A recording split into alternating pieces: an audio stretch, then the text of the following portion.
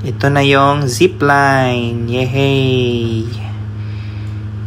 Siya po muna yung mag-zipline. Yung asawa ko. Yuhuu! Madaya, hindi siya nag-bounce sa kariton.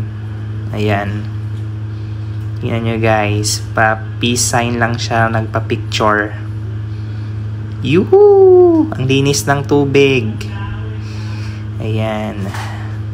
Taking pictures. Ready to go down. Malalim yan guys. Nasa 6 feet to 7 feet. Alright. Yuhuu! Yehey! Enjoying. Next. It's my turn. Ayan na. Yehey! Cool lang. Cool and chill. Chill lang yung zipline. Woohoo! Relieve stress. Bounce. Alright. Muntik na ako dyan mahulog sa bounce ng ng kariton. Okay. Diba?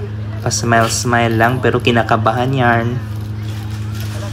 Okay. Ayan na. Ready to go down. O yan. Yan yung instruction kanina. Ilabas yung kamay and then slide.